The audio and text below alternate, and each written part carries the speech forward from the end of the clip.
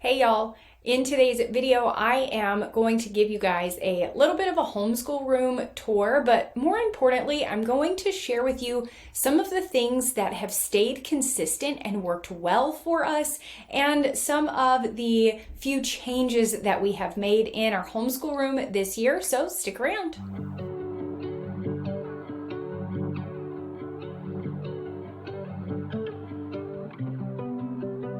So this is our homeschool space. It's just an extra bedroom in our home. It's what we have and it's what we use. It has been such a blessing to us to have this space. And while it has actually served a lot of purposes for a long period of time, right now it is mostly the homeschool room, but also it's a little bit of an office, a little bit of a craft area. So it still serves as kind of a multi-purpose room. So to start off, we have our dry erase board and our schedule. So all of those things kind of stay in this one area. And I have had this here for quite some time.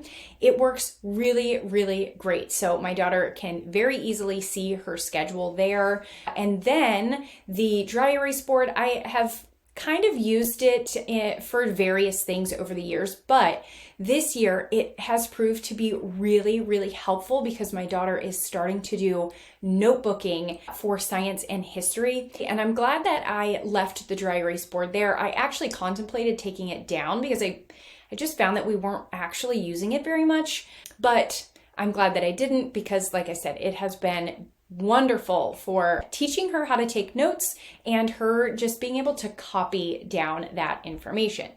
The next thing that has changed is actually this little wooden kind of hutch situation that I have over in the corner. This actually came from my mother and father-in-law's house. I couldn't let it go. I love this little piece of furniture and I always said that I wanted it. I just don't really have a place for it right now. And so kind of stuck in this corner is where it ended up being just kind of put. And so it's there, but it's not really serving any real purpose yet. It does store a few things, like my sewing machine is on there. I'm storing a couple of baskets again that don't have a place yet, and some of just like my material and things like that is in there, but it doesn't really serve a homeschooling purpose. My hope is that in the future I will have a better area to put it. I don't have that yet. So it's here and I'm glad that I was able to get it and keep it and find a spot for it that's kind of tucked out of the way, but it's something new I'm hoping to incorporate. I just haven't figured out how to do that yet. One other little thing that has stuck around that was kind of accidental actually is this kind of twine clothespin clothesline situation we have for art projects here hanging in the window. And I actually hung this up, I think it was last year, or honestly, it could have even been the year prior when we were going through the space unit study from Gather Round. With that comes with little flashcards of each of the planets. And so I had this idea of hanging each one of those flashcards on the clothespin as we go through and being able to kind of line up all the planets and see them all. And it works really great for that. And then I realized we actually kind of needed a place to hang up some of my daughter's art projects or paintings or drawings. She is constantly drawing and coloring and creating things. And so we needed a place to display those. And it worked out that it ended up being this twine clothespin situation that I put up. And now I really love that it's there. It kind of shows us some of the fun things that we have learned or just fun things that she has created. And it adds just an element of her into the room. So instead of just having, standard decor that you can get from Hobby Lobby or Walmart or things like that, it's just another way that she has something fun that she's been able to create that kind of adds some interest to the room, and she loves sharing them and showing them off to people. I do have to pause and give a shout out to the Epson Eco Tank. I love this printer, y'all. I have it actually sitting right here on top of our file cabinet next to my computer. It works there. It's not aesthetically pleasing, as you can tell. It is what it is, but it has been one of the best investments I have made in my homeschool. It has saved so much money, so much time. I don't have to worry about whether I'm going to have enough ink to print a certain thing, waiting on ink to come in the mail, running to Walmart to try and find the ink. It's so good. So if you have not made the investment in an Epson EcoTank, I highly, highly recommend it. Moving on to the backdrop of my videos here that you guys always see.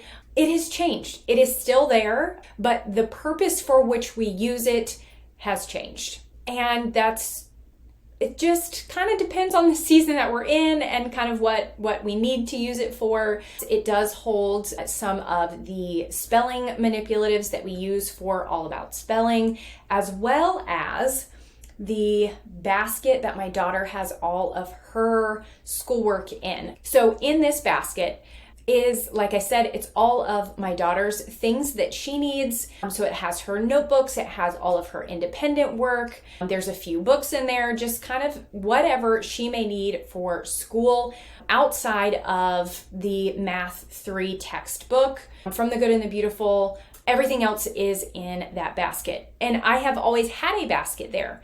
But we have not always needed two separate baskets for curriculum because we have generally done unit studies. And so because our kind of setup here with school this year has changed, it's worked out great that she has a basket and then I actually have a basket. Now, you guys may be a little bit more familiar with this basket because it's the rope basket that normally is here, but this is moved over onto my bookshelves now, and this holds all of my things. So all of the teacher's guides and the All About Spelling guides, or the All About Spelling teacher's guides, all of that stuff is over in that basket now.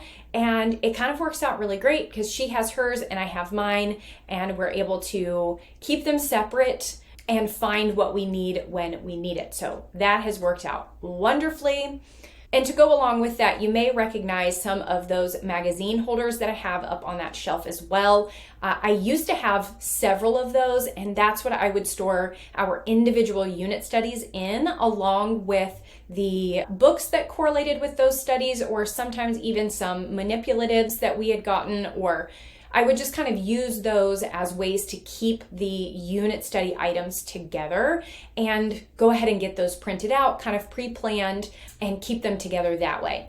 Since we're not doing that, I got rid of the magazine holders. They're actually pretty easy to find and relatively inexpensive, so I just got rid of the extra ones. The ones that are left on the shelf do hold our math curriculum or our math manipulatives, as well as some of the extra things that we have, or some books and things that I have planned for the future units.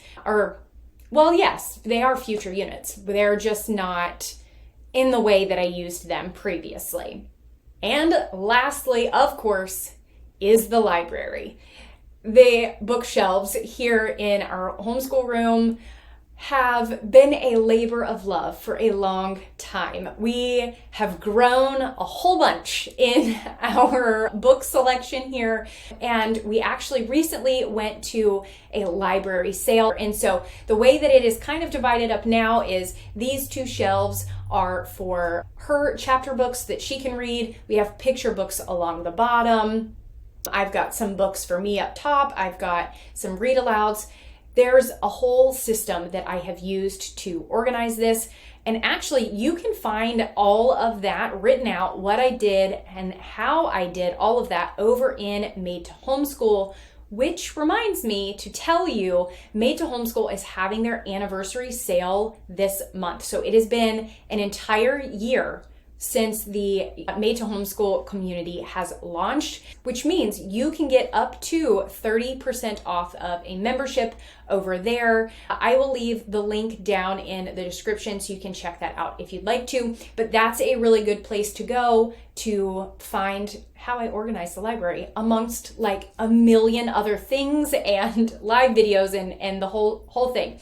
But this new system that I have has worked out really well, if nothing else, to just keep the books organized, keep like books together. And just that in itself, it was worth all of the work that it took to get it to where it is now. And then that freed this up in the event that I need more space to add more books. If you want to see all of the recent books that I got from a library haul, I will link that video here for you. Otherwise, thanks for watching, and I will talk to you soon.